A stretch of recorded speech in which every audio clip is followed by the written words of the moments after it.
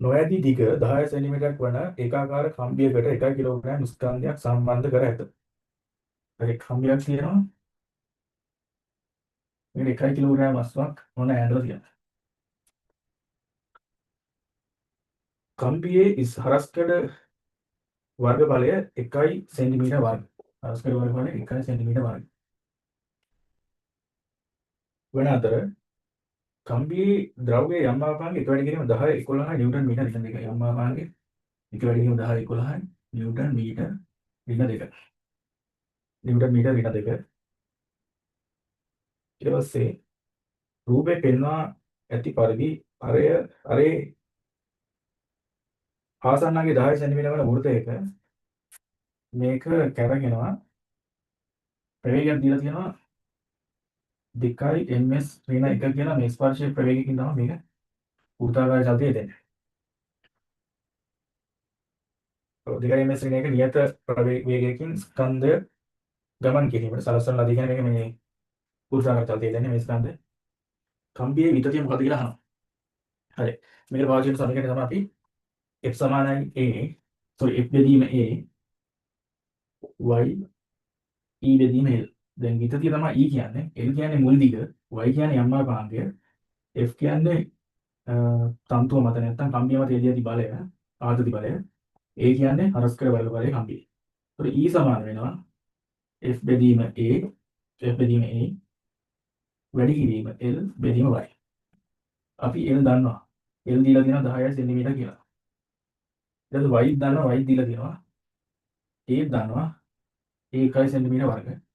f විතරයි දන්නේ නැත්නම් f තමයි හොයන්නේ.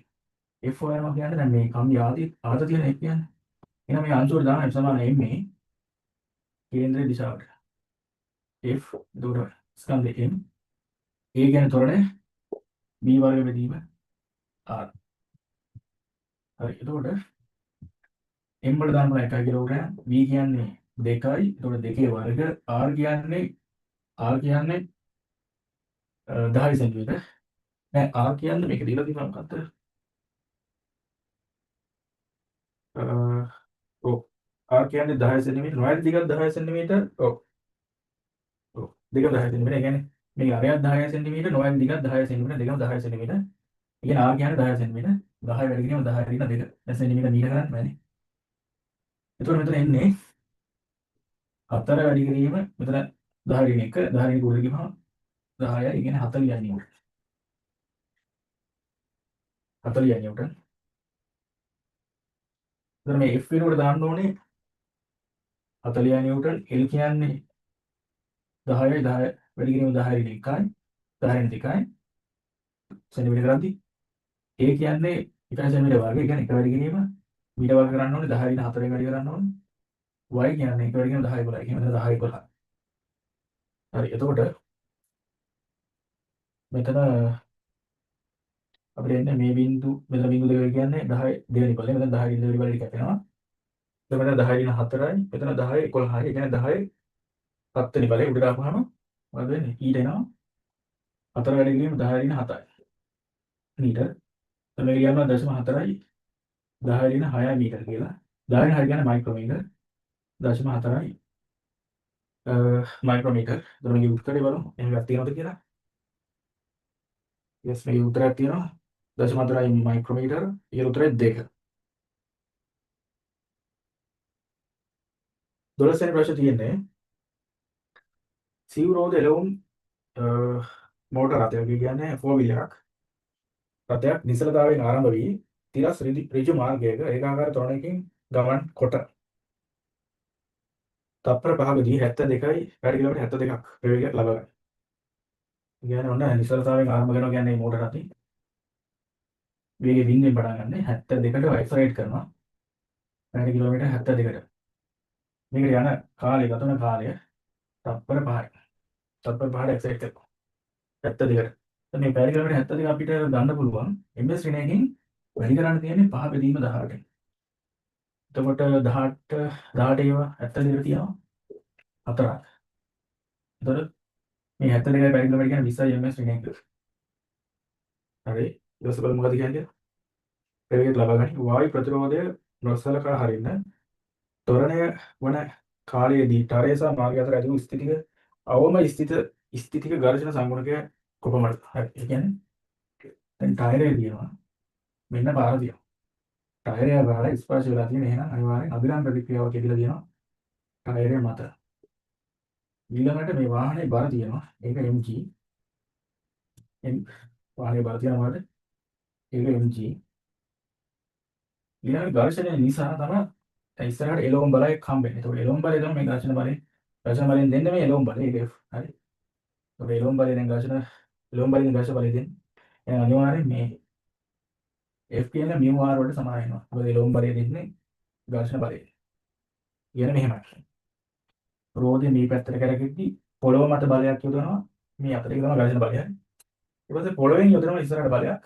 රෝදේ කරගෙන මේ අතට. පොළොවෙන් යොදනවා ඉස්සරහට බලයක් රෝදේ මත. හරි. එතකොට මෙන්න මේ බලෙන් තමයි ඉස්සරහට යන්නේ වාහනේ. එතකොට මේ බලය අර ඝර්ෂණ බලයට සමානයි. එහෙනම් F සමාන mu r කියලා ලියන්න පුළුවන්. එතකොට සිරසට සමතුලිතතාවය සැලකුවොත් R සමාන mg නේ. එහෙනම් R වෙනුවට දාන්න පුළුවන් මොකද? mg. එහෙනම් mu mg. හරි. ඊට පස්සේ දැන් මේක අහන්නේ ප්‍රශ්නේ අහන්නේ mu වල කියන්නේ. එහෙනම් අපි F සමාන ma දාමු. F සමාන ma තිරසට ඉදිරියට දාමු. කියන්නේ චලනය වෙන පැත්තට දෙන වාහනේ මේ පැත්තට යන්නේ. හරි. එතකොට ඉස්සරහට දෙන බලය වෙන්නේ mu mg. ඒක ඝර්ෂණයෙන් දෙන බලය.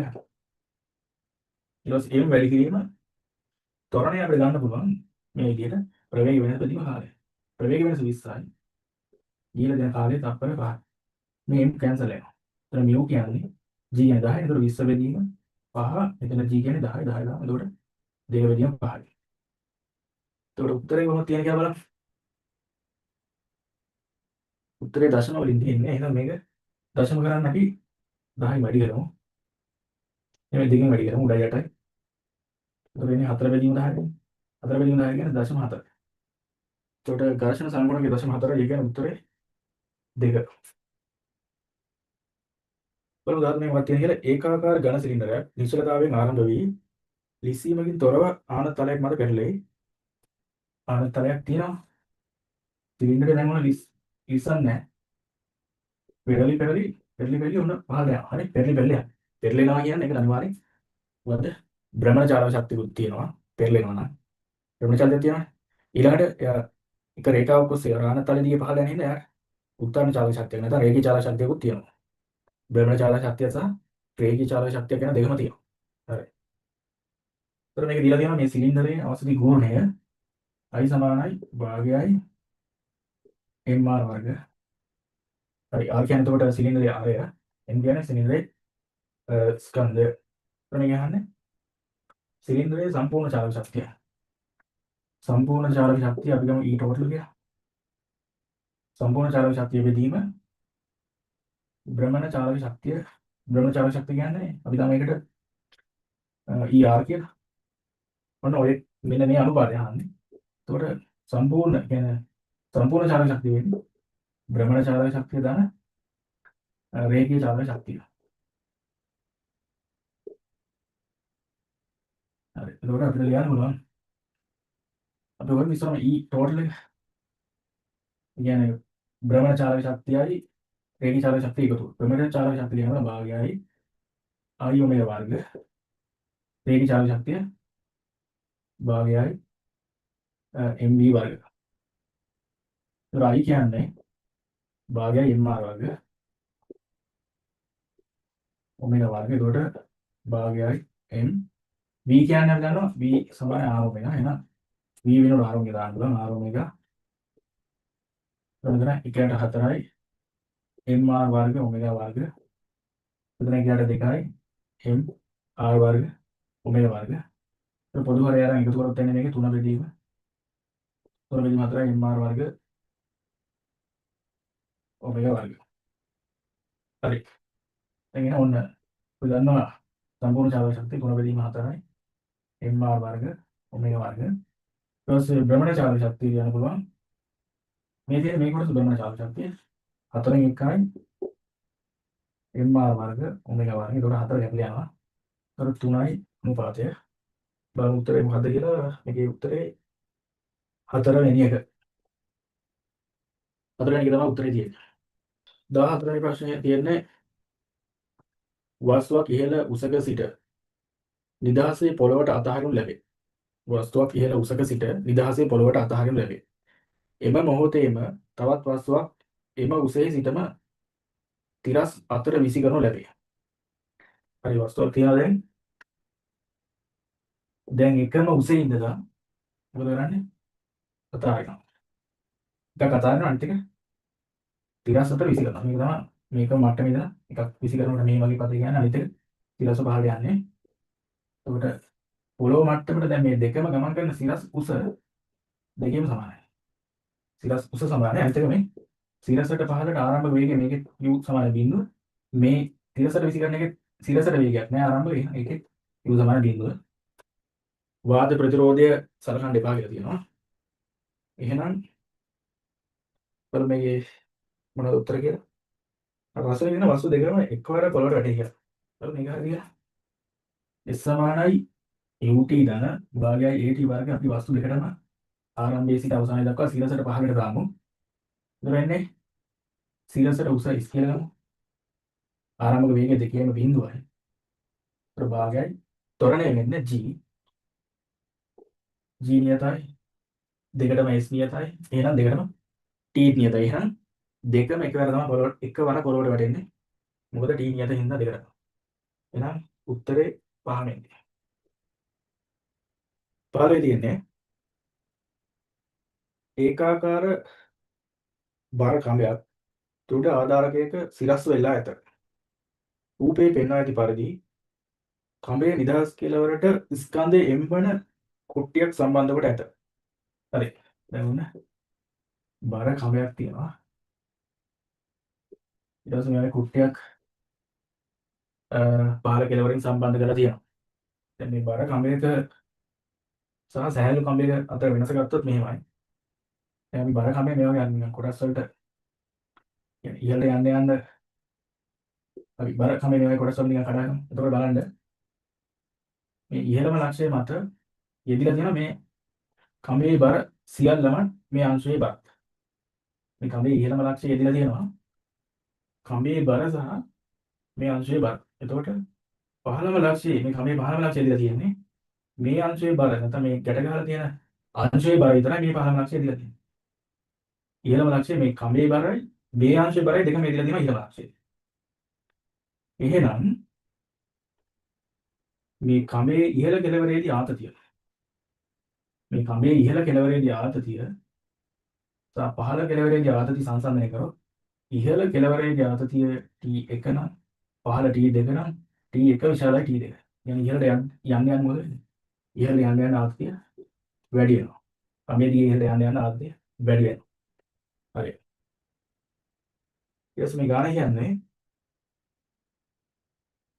සම්බන්ධ කොට තීරයක් ස්පන්දයක් කඹේ පහළ කෙළවරේ ජනනය කරනු ලැබේ. කඹේ පහළ කෙළවරේ සිට මන් ලබන y දුර සමග ස්පන්දයේ තරංග ආයාම ලැම්ඩාහි විචලනය වඩා හොඳ නිරූපණය කරන්න. හරි. දැන් පහළ කෙළවරෙන් මොන ස්පන්දයක් යවනවා ඉහළට. හරි. ස්පන්දයක් යනවා. يعني මුලදී දැන් මේ ස්පන්දයට තරංග ආයාමයක් තියෙනවා. ස්පන්දයක් යවනවා. එතකොට ගානේ අහන්නේ දැන් ඉහළ යන්න යන්නේ. කියන්නේ මේ පහළ කෙළවරේ ඉඳලා මනින දුර තමයි මේ y කියන්නේ. y එක්ක මේ ලැම්ඩා වෙනස් වෙන්නේ කොහොමද කියලා අහනවා. y එක්ක ලැම්ඩා වෙනස් වෙන්නේ කොහොමද කියලා අහනවා. y වැඩි වෙන වැඩි කෙනෙක් ඉහළට යද්දි අර ස්පන්දයේ තරංග ආයාමය අඩු වෙනවද වැඩි වෙනවද මොකද කියලා අහනවා. හරි බලමු. ඒකට අපි දැන් එන්න මේ ආතතියත් එක්ක තන්තුවක ගමන් කරන තරංගයක වේගය වෙනස් වෙන විදිය බලන්න පුළුවන් සමීකරණයක් තියෙනවා. ඒක v සමානයි වර්ගමූල t බෙදීමේ.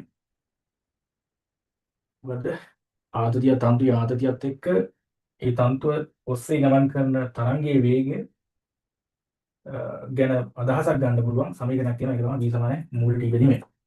දැන් මේක ඒකාකාර ක්‍රමයක් හින්දා මේ m කියන්නේ ඒකක දිග විස්කන්ධ ඒක නියතයි. t කියන්නේ ආතතිය. එතකොට ආතතිය වර්ගමූලය අනුවමයි තන්තු ඔස්සේ ගමන් කරන ස්පන්දයේ වේගයට. වේගය අනුවමයි මේ ස්පන්දයේ වේගය අනුවමයි වර්ගමූල t. හරි. එතකොට දැන් v සමානයි f ලැම්ඩා වලින් මෙතන v අනුලෝමයි ලැම්ඩා. එහෙනම් මේ දෙකෙන් අපිට ගන්න පුළුවන් අදහසක් මෙන්න මේ සමීකරණ දෙකෙන් ලැම්ඩා අනුලෝමයි වර්ගමූල t. එහෙනම් y වැඩි වෙන්න මොකද වෙන්නේ? t වැඩි වෙනවා. එතකොට ලැම්ඩාත් වැඩි වෙන්න ඕනේ. මොකද t වැඩි වෙනවා ලැම්ඩා වැඩි වෙන්න ඕනේ. y වැඩි වෙන්න මොකද t වැඩි වෙනවා. ඉතින් t වැඩි වෙනවා. t වැඩි වෙද්දි ලැම්ඩා වැඩි වෙනවා. එහෙනම් මේක අනිවාර්යෙන් y වැඩි වෙද්දි මම කියනවාද? y වැඩි වෙද්දි t වැඩි වෙනවා. t වැඩි වෙද්දි ලැම්ඩා වැඩි වෙනවා. ඒතර ආරම්භයේදී ලැම්ඩා වල අගයක් තියෙනවා. එහෙනම් මේ වගේ දැනකින් පටන් ගන්න ඕනේ. ඊට පස්සේ y එක්ක ලැම්ඩා වැඩි වෙන්න ඕනේ. හරි මෙන්න මේ වගේ ප්‍රශ්නයක් එන්න ඕනේ. දැන් මේක ලැම්ඩා වල වර්ග මූල t වලනේ අනුලෝම වෙන්නේ. ඉතින් ලැම්ඩා සහ t අතර රේඛීය සම්බන්ධයක් නැහැ. රේඛීය සම්බන්ධ ලැම්ඩා සහ t අතර රේඛීය සම්බන්ධයක් තියෙනවා නම් ලැම්ඩා අනුලෝමයි t මේ වගේ එකක් එනවා. දැන් මෙහෙම නෙමෙයි කියන්නේ. ලැම්ඩා අනුලෝමයි වර්ගමූල t රේඛීය සම්බන්ධයක් නැහැ. ඒක නිසා මේක වක්‍රයක් විදිහට එන්න ඕනේ සාමාන්‍යයෙන් මේක රේඛාවක් විදිහට එන්න බෑ. හරි ඒතකොට බලමු මේකේ මේ වගේ උත්තරයක් තියෙන්නේ මොකේද කියලා. හතරවෙනි එක තමයි මේ වගේ උත්තරයක් තියෙනවා කියන උත්තරේ 4 16 වෙනි ගාන. ක්‍රිෂ්ණ වස්තුක උපරිම විකිරණ තීව්‍රතාවය මොන A කියලා ක්‍රිෂ්ණ වස්තුක 200යි නැනෝමීටර්. උපරිම විකිරණ තීව්‍රතාවය 200 නැනෝමීටර් තරංග ආයාමයේදී ලැබේ. හරි. මොන A කියලා ක්‍රිෂ්ණ වස්තුවක් තියෙනවා. උපරිම විකිරණ තීව්‍රතාවය 200යි නැනෝමීටර් වලින් තමයි හම්බෙන්නේ. B කියලා ඊට පස්සේ B කියලා ක්‍රිෂ්ණ වස්තුවක් තියෙනවා. ඒකෙන් උපරිම විකිරණ තීව්‍රතාවය 600යි නැනෝමීටර් වලින් තමයි හම්බෙන්නේ.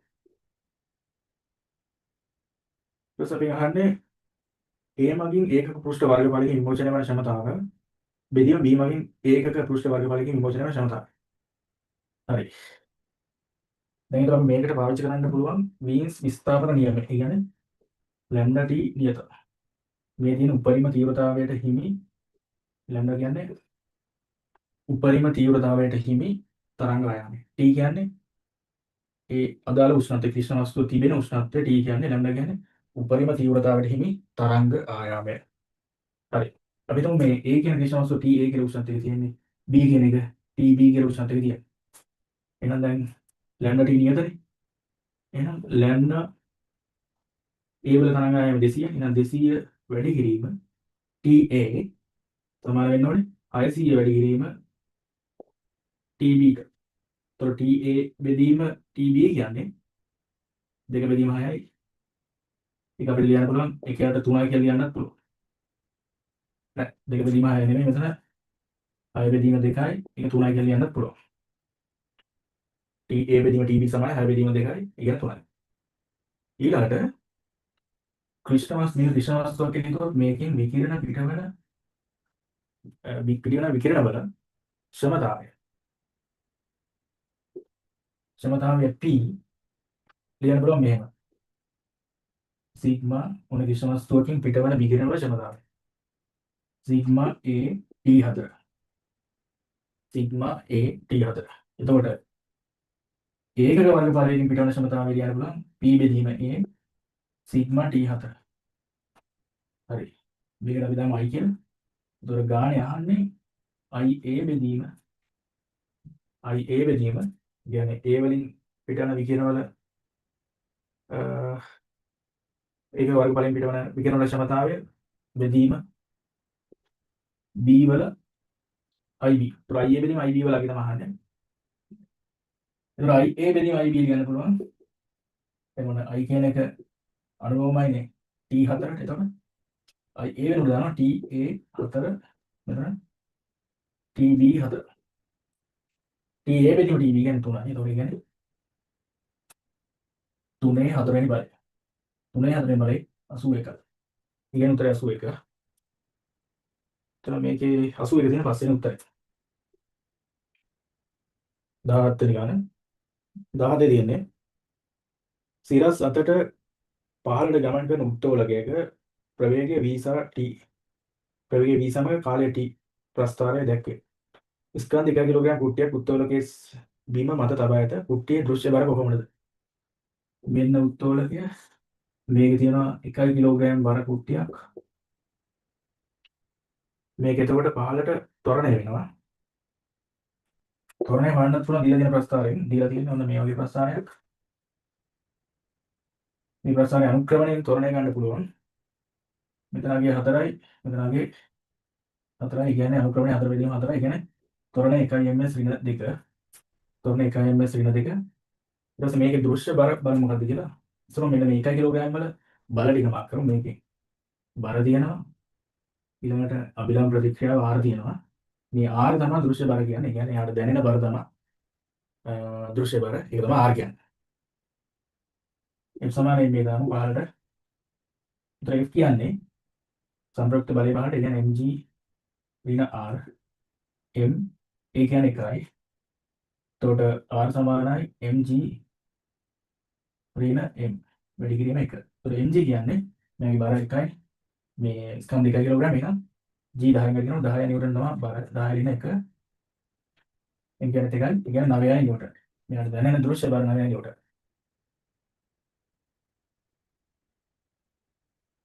ඉතින් මේ උත්තරේ 3 18. සමාන ආරෝපණ ඇති ස්කන්ධ පිළිවෙලින් MA MB වූ A සහ B අංශු දෙකක් ඒකාකාර චුම්බක ක්ෂේත්‍රයකට ලම්බකව ගමන් කරයි. හරි. චුම්බක ක්ෂේත්‍රයක් තියෙනවා මේ වගේ. මේක තුල ආරෝපණ දෙකක් සමාන ආරෝපණ දෙකක් මේ වගේ ගමන් කරනවා. මේක B මේක A. ඒක තමයි ආරෝපණ වල දැන් ගමන් පතේ මේ චුම්බක ක්ෂේත්‍රය තුල.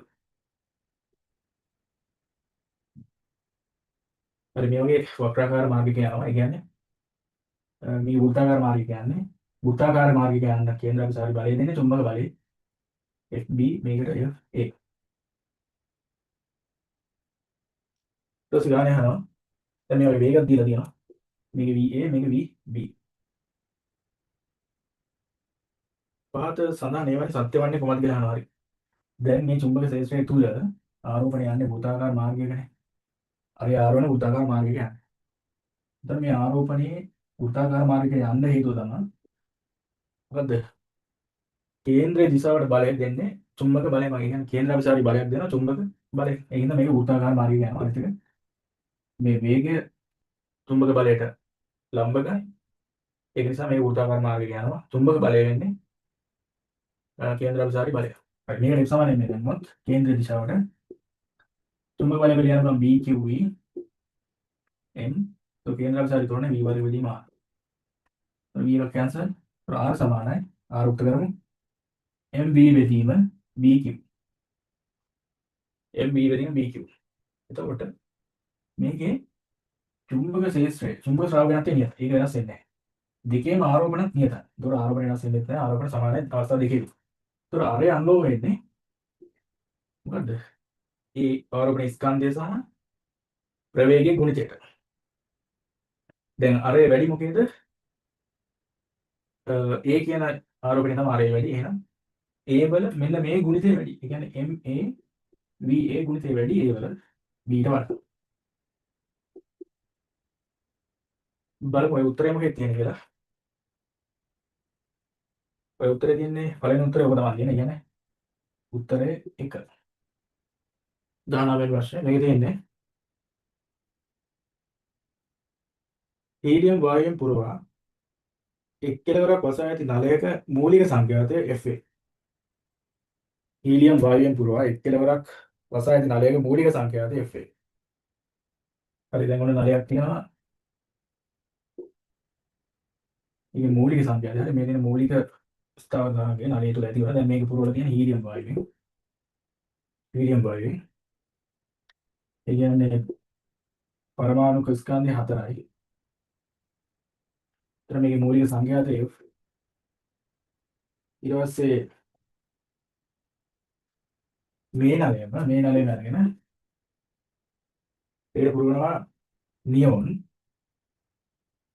නියොන් වල පරමාණුක ස්කන්ධය 20යි. ඒතර මූලිකය මේකේ මොකද F1 කියලා F1 මොකක්ද කියලා අහන්න. හරි. දැන් එතකොට අපි දන්නවා V සමාන F ලැම්ඩා වලින් මෙන්න මේ වායුවක් තුල ධ්වනි වේගය තමයි v කියන්නේ. දැන් මෙතන දැන් v කියලා ගන්න අපි වායුවක් තුළ ධ්වනි වේගයට තියෙන සමීකරණය. ඒක ගැමා RT බෙදීම m. ගැමා RT බෙදීම m.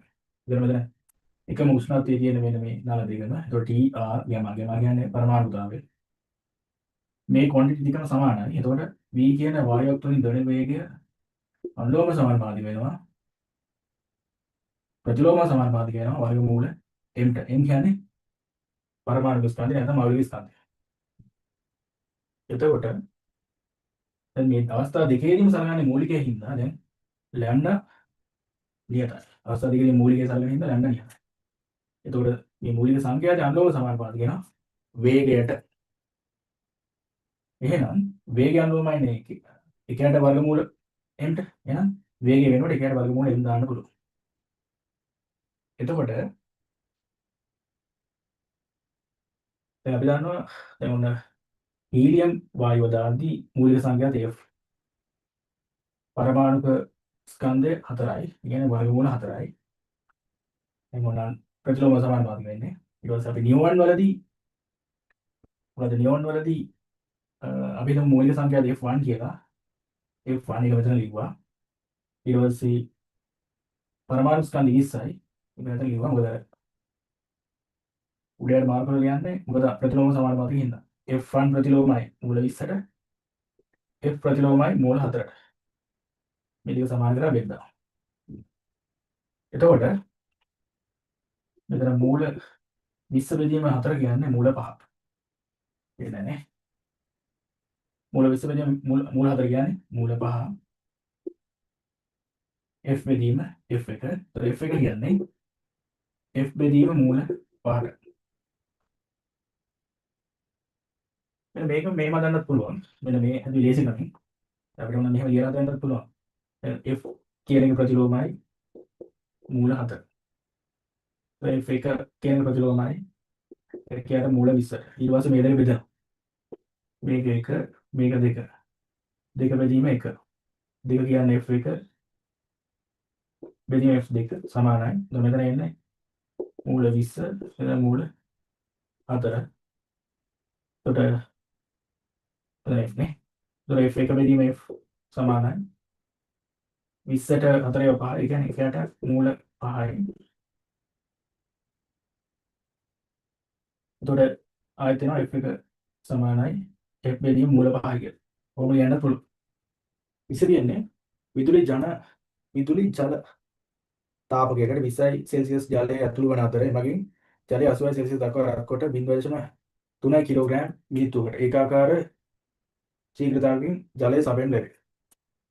දැන් ඔන්න 20යි සෙල්සියස් ජලය ඇතුළු වෙනවා ජල තාපකයකට. ඊට පස්සේ මේකෙන් එළියට එන්නේ 80යි සෙල්සියස් තියෙන ජලය ශීඝ්‍රතාවය දීලා තියෙනවා 0.3 කිලෝග්‍රෑම් මිනිත්තුවකට. ඔබ තමයි ශීඝ්‍රතාවය. ඊට පස්සේ අහන්නේ පද්ධතිය තාපයේ හානියක් සිදු නොවන බව උපකල්පනය කරන්න. ජලයේ විශේෂ දක්වා කියලා තියෙනවා. තාපකයේ ක්ෂමතාවය කොහොමද කියලා අහන්නේ. හරි. දැන් තාපකයේ උත්සර්ජනය කරන තාපය Q සමානයි mc θ. ඩෙල්ටා θ කියලා.